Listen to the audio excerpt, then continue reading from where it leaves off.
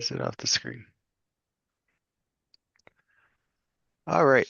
So today we're going to be talking about using our results from assessment to figure out ways that we can improve how we align the curriculum we have for our classes with the program learning outcomes that we have for our departments. And so there's some materials that would be useful as you're going through this thought exercise. And I'm going to be sharing some of our department's materials and talking through basically what we did last year and how we use that to figure out how can we improve our CAM, how can we improve our PLOs.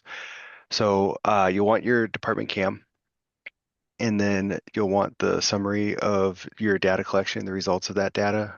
Um, for today, what I've done is I've just pulled our data from SPOL from last year, but you can do this any year.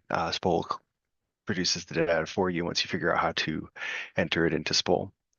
And then we'll want to talk through the summary report, which I think was a large part of why we started talking about doing this presentation in the first place, is thinking through how do we write that report of, hey, here's what we did, here's what we talked about, and here's how we're going to use that to do better next time.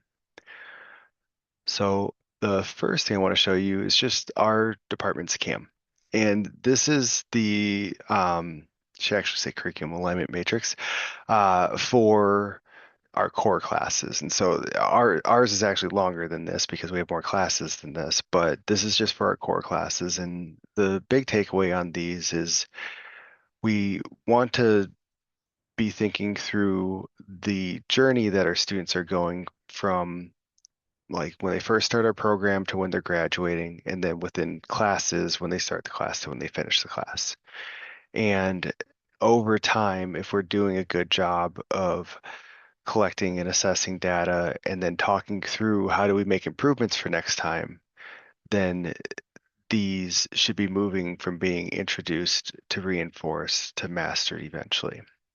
And earlier classes in the program might, they we want to work towards mastery, but they might be meant to introduce an idea. But by the time you're at the capstone, like we really need our students mastering stuff.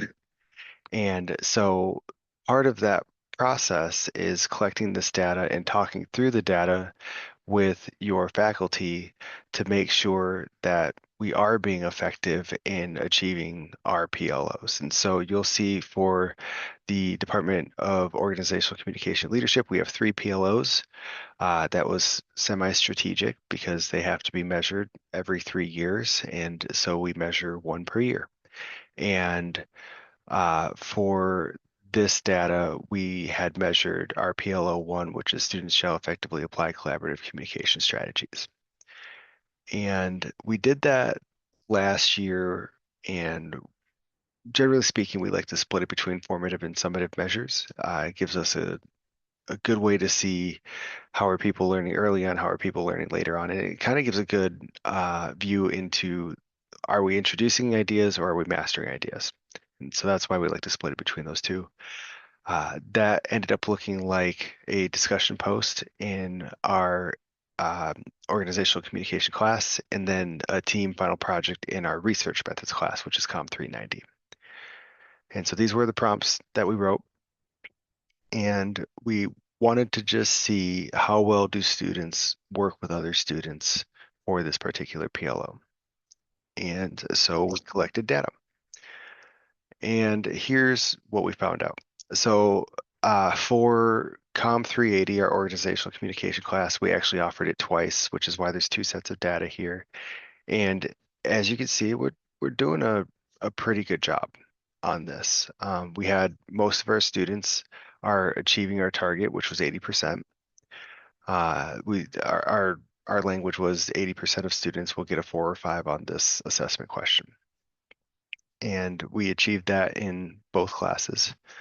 But also we weren't perfect, which means that there is still space for improvement. And when we think of, okay, we're doing pretty good on this, we also want to go back to that curriculum alignment matrix. And what we can see on PLO1 is that we have it at reinforced, which means that like we should be doing pretty good of achieving our goals.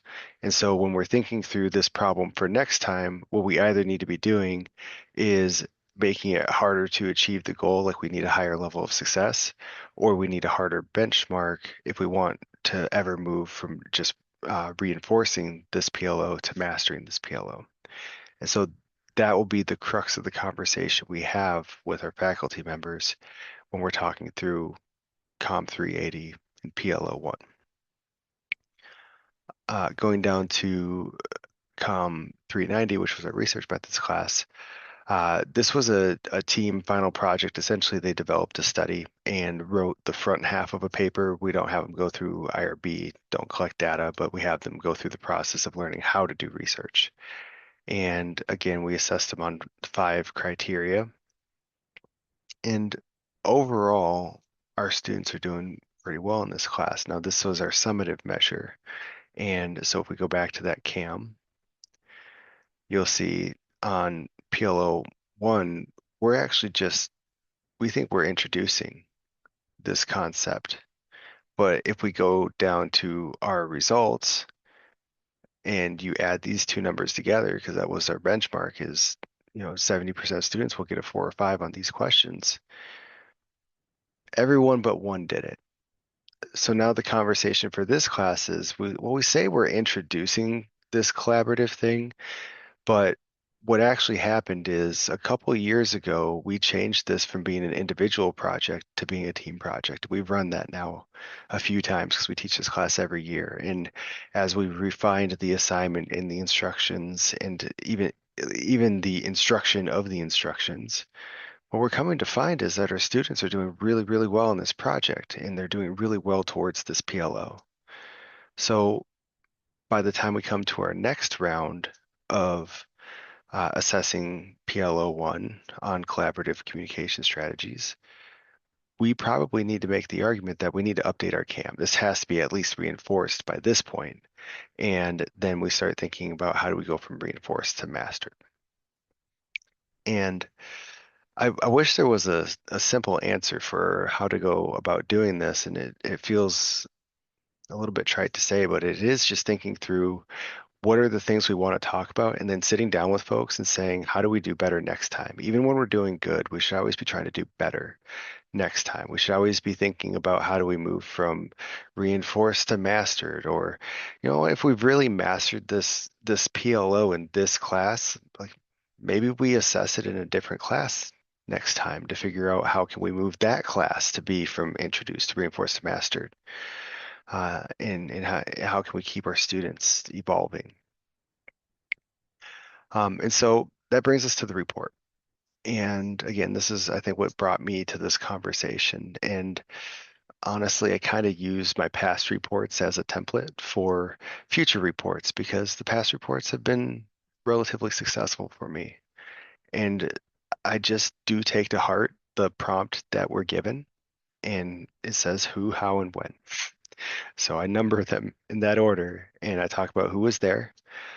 Generally, we try to talk about assessment during our departmental meetings so that we can get everybody in the room. It's a time in which the people who are doing our assessment are in the room with people who are collecting the data, and we can talk through what PLO we're working on, how do we want to do better this year, and even talk through some ideas about what assignments we'll even use to assess next time. So it's a great conversation. We oftentimes do this in our first departmental meeting for the year, also just so that we can start the planning process and get submitted in time.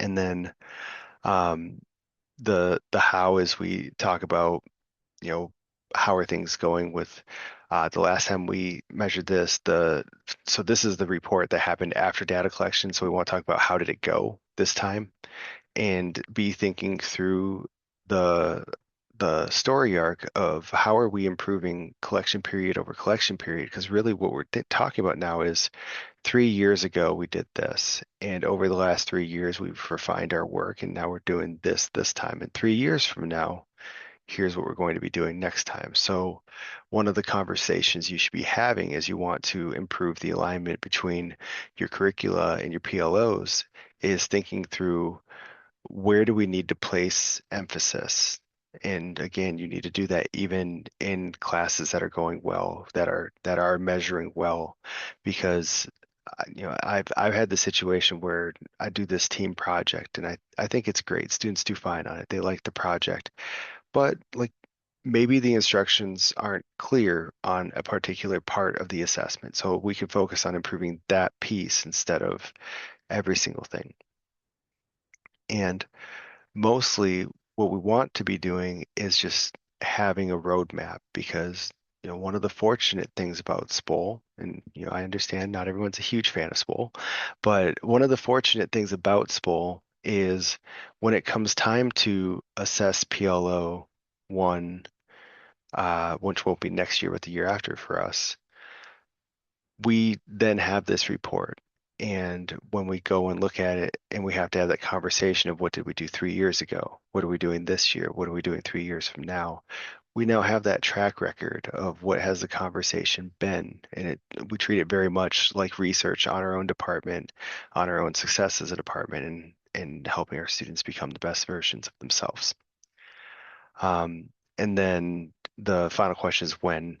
Um, so we share the assessment results in that departmental meeting. We do two birds with one stone, uh, but we share that, and then we talk about the plan for what are we going to do next time so that we can make sure it works. And if something were urgent, like those results were the other way, and 90% of people were failing the measure, then okay, let's have an emergency meeting. We really need to talk through this and maybe remeasure this next year again to figure out where did things go wrong. But because we have a long history of thinking through past, present, and future with our planning, we we generally have had a lot of success.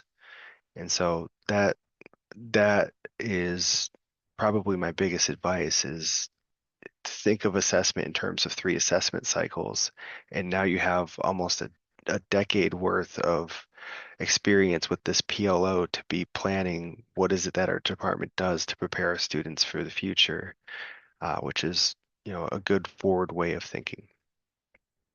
So, in conclusion, pushing forward towards the future, I just want people to remember the relationship between our assessment, our PLOs, and our curriculum alignment matrix. Those are all working together. The PLOs are our goals as a department, the things we want to do, the students we want to produce. And the CAM tells us where where do particular classes fall in that? What is this particular class supposed to do for this PLO? And I know when I first started assessment that no one really had that conversation with me. Unfortunately, I'm ancient at this point. So when I started doing assessment, a lot of the resources we have available to us now just didn't exist at that point. And so I'm very thankful we have what we have now. But one of the things you need to look at as you're planning for assessment, and you're planning even like what classes, what data to collect, is thinking through, are we one of those mix of introduced, reinforced? Are we reinforced, mastered, or mastered? Where are we sitting at, so that we can figure out where we're going? And then you decide, what data do we collect?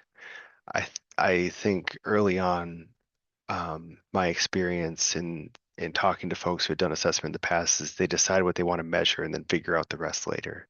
And that's actually kind of what should come last. Um, I want folks to remember that growth is iterative.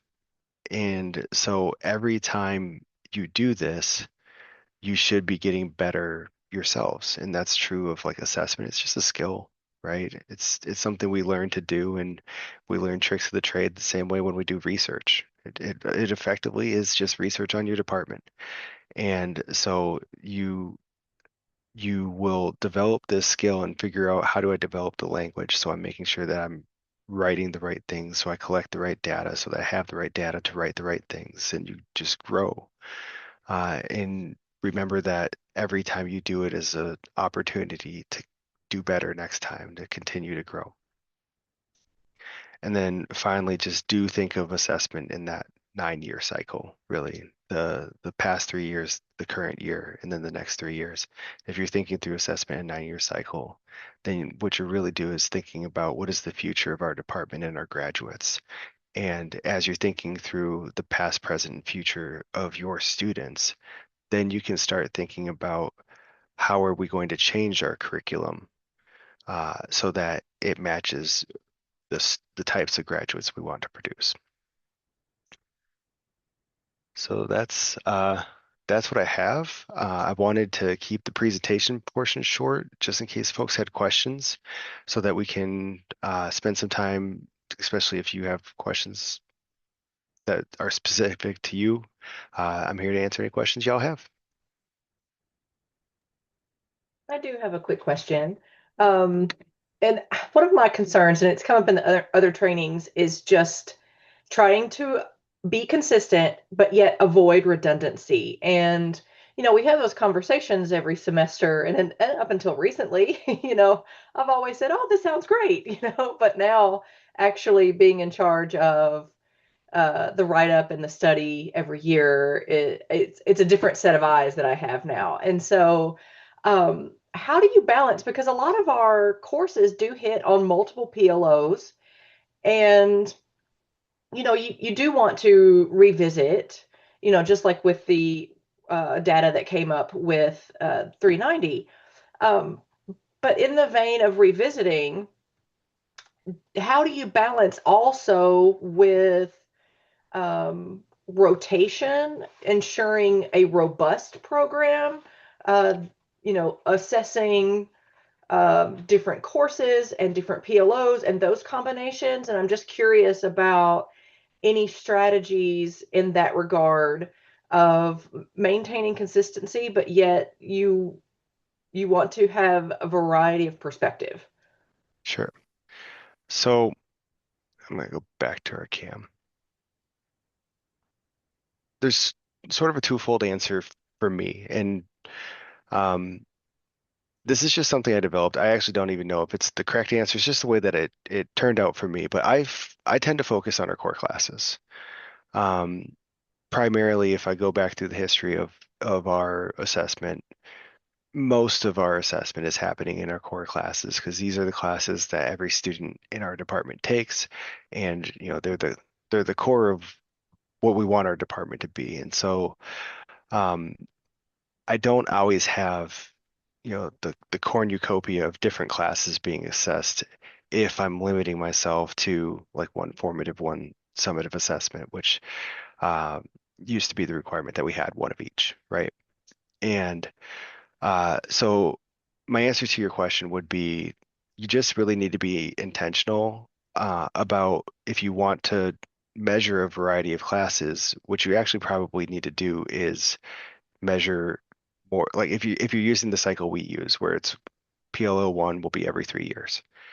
You might want to do more assessment on PLO one because there's nothing that says I only had to do two things, right? I could have done three, four, five if I wanted to add some other classes. And so you don't need to limit yourself to the minimum of what's required to make sure we stay accredited, which is really what assessment is about, right? Assessment is about making sure we're doing what we say we're doing and we're growing, and we do that because we want to um, make sure we're satisfying the requirements of our accreditation. And so, for the sake of the question you're asking, when PLO one comes back around, well, we do need, if we're changing COM 390 from introduced to reinforced, we do probably need to measure COM 390 again and make sure that we're still reinforced and probably also change the targets to be more stringent so that it's harder to pass. Um, but maybe we don't do 380 next time. Or maybe we do 380 because we want to see if we can go reinforced to mastered. But then there's a whole nother list of classes we have that are elective classes. And you know what? We're offering our common technology class this year. So we don't get that every year. It's like every 3 years. Well, maybe we should test that out with PLO one just to see how is that fitting into our department and is that class fitting into our department?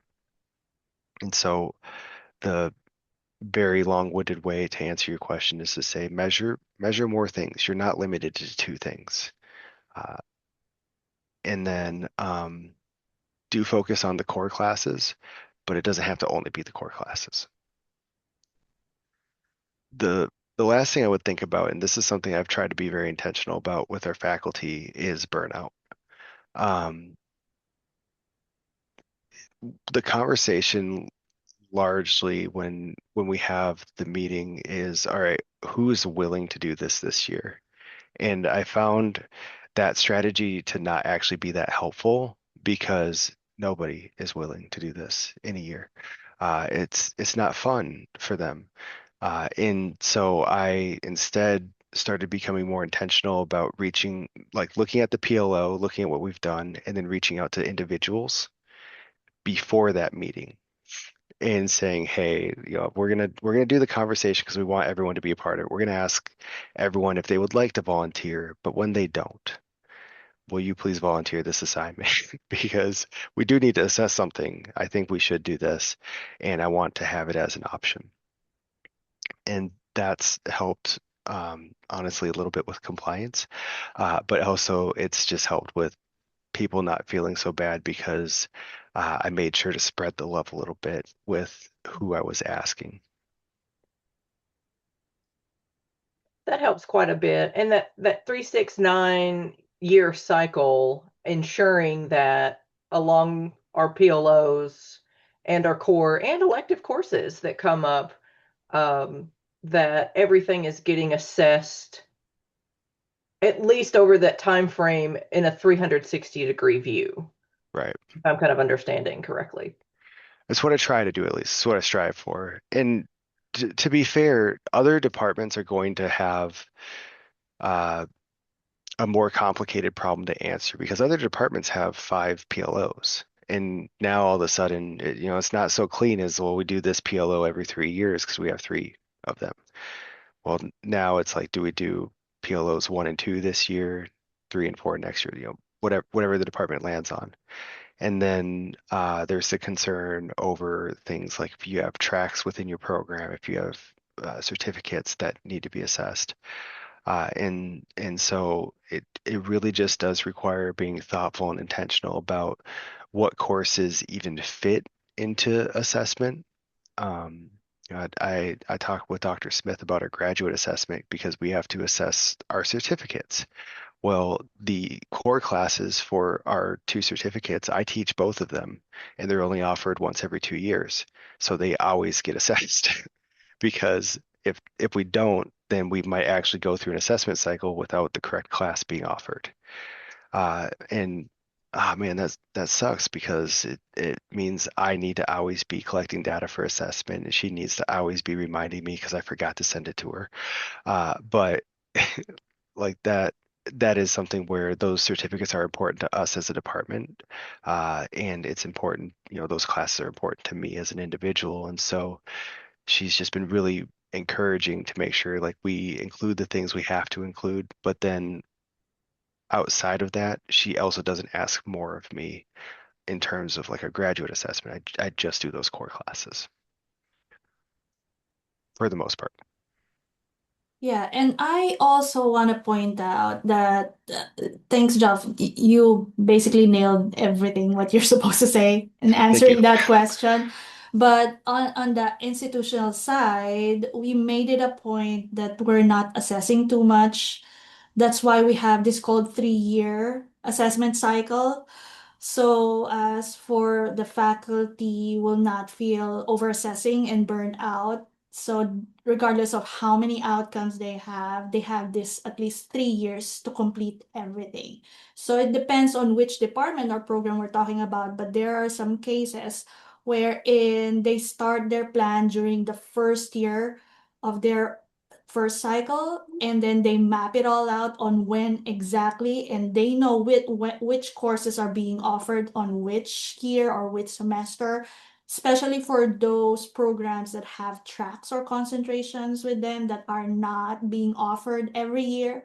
So they clearly have it all in schedule, talking along with their faculty, collaborating on when exactly this particular learning outcome will be assessed. So they kind of do it all in 1 year, in a sense, to plan it all out for the next 3 years. This is what we're gonna do. And we're having this meeting, and this is what we're planning. Of course, things may change. There's no way that you can clearly say that this will happen every year.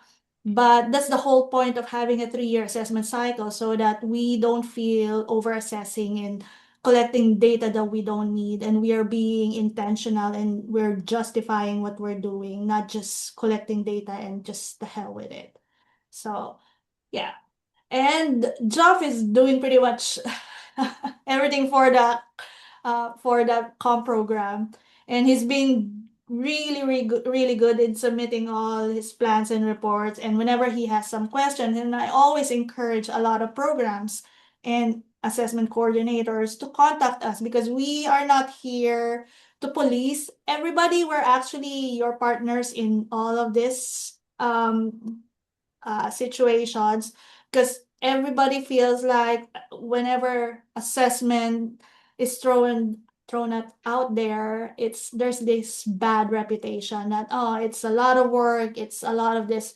But truthfully, it's not. If we just look and stop and sit down and talk about it, and somebody just ask some questions, start asking some question, it's really not big of a deal. I would understand for some other assessment coordinators who are managing multiple programs and they're all being thrown out all the data. There are some situations that are like that. But at the same time, if there are some people who are working on multiple programs like that, we try to make sure that we are here, we are available to help them navigate those kinds of things. Yeah, and intentionality is probably the word of the day. One of the things to help ease some of the stress in that can be solved via the planning process. You look at things like the tracks that have to be measured. I know that's something that causes a lot of stress for folks. But if you assess the track using a core class that also assesses for your department, you can do one set of data collection and you will satisfy that need. And so, it's not a case of being lazy. It's a case about being strategic and choosing what are the correct courses to make it so that assessment is manageable. And that's the way I like to think about it more. I don't really care what's the easiest way to do assessment, but I want to push our department while also making it a manageable workload so that I don't burn everybody out. That's exactly right. And see, the best part about assessment, there's really not wrong and right things here. Everything can be improved. Everything can be, you can do something around it. It's not like black and white. There's some gray areas here that you can, do something about it. Like what you've been mentioning about the track programs. It is true that we do have like those capstone courses, and those courses that are core courses that have been designated as mastery. Those kinds of courses they can be used to assess or to hit two birds in one stone, like to hit all those track related courses, track related programs, because at the end of the day, whether these students are pursuing different tracks, they still are required to take those courses.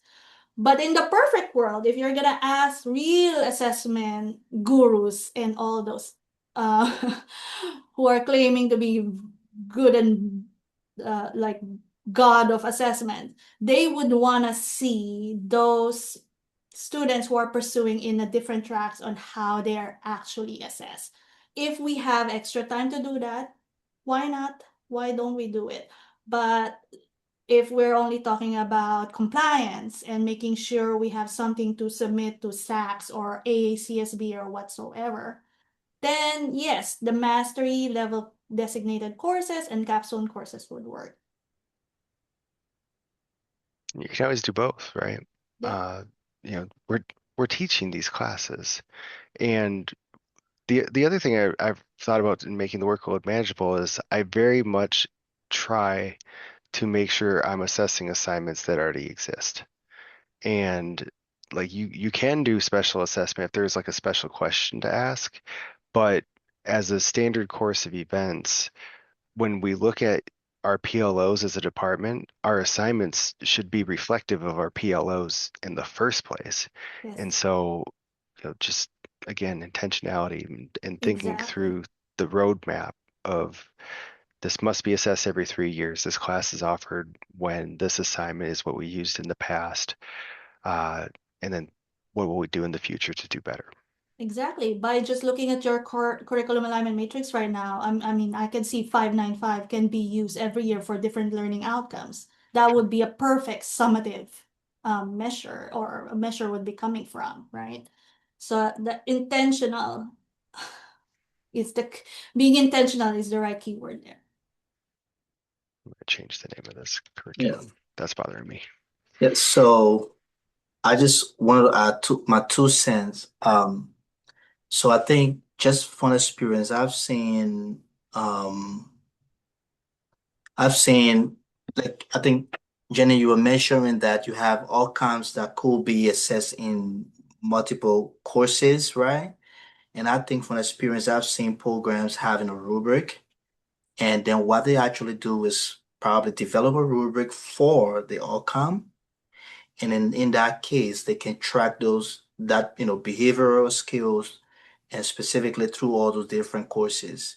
So they might have measures. Now, in the design process, you might have multiple measures with the same rubric, but different courses coming from different courses. So you could have a rubric, and that rubric could be divided into different parts where each part or each component looks at maybe a specific skills or specific behavior that's tied to that learning outcome, and it's actually being assessed in a specific course. So, like Dr. Cordova said, in the perfect world, that's a lot of work, and look, we'll be happy if you're doing that. We'll be cheering you up. But again, everything comes down to, what's the last time we talked about it. I don't want to bring up what we talked about it last time, but we're talking about being feasible in that sense, making sure you can kind of narrow it in a more workable way. But if want to do that, that's great. Creating a rubric in a way it kind of covers, well, I have 4 or 5 courses offer every semester, maybe the core included, more essentially, the core courses included, but there are 4 or 5 other courses that could be captured that are data that are essential here. Now, instead of just having maybe one, you could have multiple measures capturing each of those courses, and maybe for just some level of consistency, you have a rubric where you just picking up those data that you want from those courses that align with your rubric, of course, they all come. So it's a little more complication in that process, but I've seen other programs who have, a rubric. Some of them they are like an external rubric that they kind of have, and they just kind of adapt it to their program, and it fits in with their outcomes. Or some people go ahead and develop something that fits in with that outcome, and it helps as well. But most importantly, that core course has to be, you can use all electives, or that wouldn't fit in that well. So you want your core course to be a key. But if there are other courses, of course, they can supplement your core.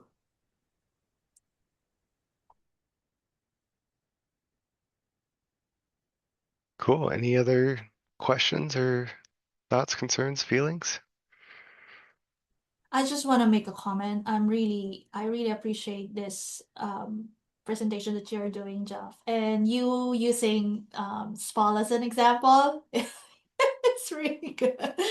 Thank you for doing Yeah, I spent some time yesterday in Spol just to that. to remind myself what I've been missing this year. But it's just a skill. If I want to learn to play piano, I need to play piano quite a bit. Yeah, that's right. Any kind of software, no matter what it is, it starts with us not knowing how to use it, but eventually it will be. And all of the softwares are there, they have their own different problems. So no matter what it is, it's not the end of the world. It can be learned. Plus, Spol gives me lots of reason to call Dr. Kratova for advice on how do I do this thing you've taught me to do 4 or 5 times now. Well, thank you so much. If there are questions, I believe, after people have watched this and have questions, and they'll definitely reach out, and we will be happy to forward those to you. And Cool. like Dr. Cordova said, we appreciate you doing this. We really do. Yeah, thanks for the So, invite. yep.